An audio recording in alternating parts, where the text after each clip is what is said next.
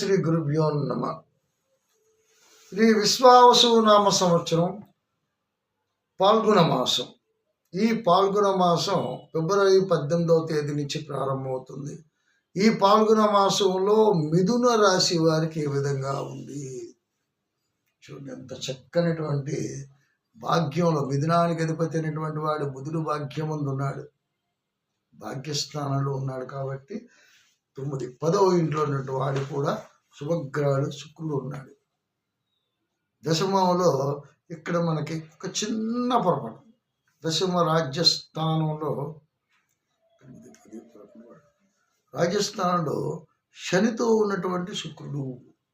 అందుకే మిథునానికి అంటారు జాగ్రత్త వహించండి. ఎందుకంటే కొన్ని ప్రమాదములు మనకి అనుకోకుండా సంభవిస్తాయి. గురుడు బాగున్నాడే, మిథునలో గురుడు, మిథున రాశి వారికి జన్మరోజు గురుడు ఉన్నాడు. ఆ గురుడు ఉన్నాడంటే మనకి ఎంతో ఆనందం. మరి ధనానికి ఎప్పుడైతే నీకు ధనం ఉందో కానీ ఆ ధనానికి తగ్గట్టుగా ఖర్చులు ఉండకూడదు. ఖర్చు ఉంటేనే ప్రమాదము. అయితే మిథునానికి తృతీయాధిపత్యంలో కేతువ, తృతీయాధిపతి అక్కడ కూడా రాజ్యస్థానంలో ఉన్నారు. భాగ్యరాజ్యాధిపతి ఎవరైతే శని ఉన్నారో, శనితో కలిసినటువంటి శుక్రుడు, శనితో కలిసినటువంటి రవి, అలాగే భాగ్యస్థానంలో మనకి కుజుడు రాహు కలిసి ఉన్నారు, బుధుడు ఉన్నాడు. అయినప్పటికీ ఇక్కడ రాహు శని కంట చాలా పవర్ఫుల్, ఆ రాహు ఏం చేస్తున్నాడంటే కొన్ని ఇబ్బందులకరంగానే, మొన్నటి వరకు కూడా ఏం సుఖం లేదు వాళ్ళకి. మిథున రాశి వారికి అప్ అండ్ డౌన్ లైఫ్ అయిపోయింది. వస్తుంది పోతుంది, చేస్తున్నావు, కష్టపడుతున్నావు, ఏదో చేస్తున్నావు, ఏదో ఆవేదన పడుతున్నావు, కష్టపడుతున్నావు, ఇలాగ పరుగు నడకతోనే ప్రయాణం చేస్తున్నారు.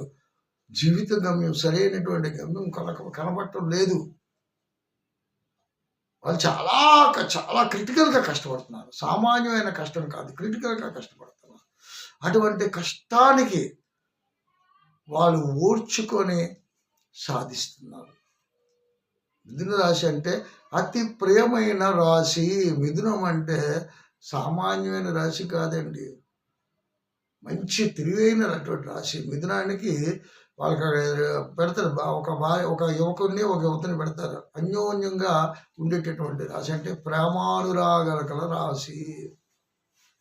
మిథునం అంటే ప్రేమానురాగాలు గల రాశి, ప్రేమను పంచే రాశి, ప్రేమికుల రాశి. మిథున రాశిలో ప్రేమికులు ఎప్పుడు కూడా ఇబ్బంది పడి ఇప్పుడైతే మొదలైంది కానీ అంతకుముందు ఎప్పుడు లేదు. ఈ సంవత్సరం చాలా ఇబ్బంది పడుతున్నారు. ప్రేమలు ఫలించక నానా అవస్థలు పడుతున్నారు. వాళ్ళకి పరిస్థితి ఏంటి అంటే మీకు ఒక 2-3 నెలలు కొద్దిగా ఊర్చుకుంటే మంచి రోజులు ఉన్నాయని చెప్పచ్చు. చాలా కష్టపడుతున్నారు. మీ కష్టం ఊరుకునే పోదు, వృధా పోదు. శివారాధన చేయండి. ఎందుకంటే మిథునానికి ప్రీతి అయినటువంటి శివుడు కూడా మిథున రాశిలో ఉన్నటువంటి పుట్టాడు. ఆరుద్ర నక్షత్రంలో పుట్టాడు మిథున రాశి. కాబట్టి ఆ మిథున రాశిలోని మీరు ఎప్పుడైతే శివరాత్రికి శివుని ఆరాధన చేసుకోండి. ఎప్పుడు కష్టం వచ్చినా శివుని ఆరాధన చేయండి. అమ్మవారి కుంకుమ పూజ చేయండి, విష్ణాలయ ప్రదక్షిణ చేయండి.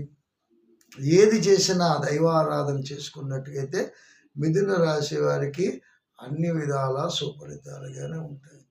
వివాహాలు ఆగిపోయి, వివాహాలు దగ్గరికి వచ్చే ముహూర్తాలు పెట్టుకున్నటువంటి వివాహాలు కూడా ఆగిపోయి నా దగ్గరకు వచ్చినటువంటి జాతకాలు ఉన్నాయి. కాబట్టి చెప్తున్నాను, మిథున రాశిలో అన్ని ఇబ్బందులు ఉన్నాయి. రియల్ ఎస్టేట్ రంగం, వ్యాపారం పూర్తిగా స్తంభించిపోయింది. జాయింట్ తగాదాలు, జాయింట్ వ్యాపారం ఏది కూడా ముందుకు సాగట్లేదు. ఎంత కష్టానికి వచ్చుకుని ముందుకేస్తున్నారో వాళ్ళకే తెలుసు. పాపం వాళ్ళు అంతే రకాలుగా బాధలు పడుతున్నారు. మనసు చాలా విశాలమైనది, కల్మషమైనటువంటి మనసుతో ఉన్నటువంటి వ్యక్తులు. వాళ్ళ బాధను చూసి నాకే బాధ అనిపిస్తుంది. అందుకనే ఎవరైనా మిథున రాశిలో ఉన్నటువంటి వాళ్ళు ఎవరైనా సరే, మీకు కష్టం కలిగినప్పుడు శివారాధన చేయండి, శివుని అభిషేకించండి. మనస్ఫూర్తిగా కొంచెంసేపు ఆ నెగిటివ్ ఎనర్జీని పూర్తిగా మనం తొలగించుకుంటే, కనీసం సోమవారం ఏకవార అభిషేకం వల్ల కూడా కొంత నెగిటివ్ ఎనర్జీ పోతుంది. మళ్ళీ మరో ఎపిసోడ్తో ముందుకు వస్తాను. అంతవరకు సెలవు. ఓం శాంతి.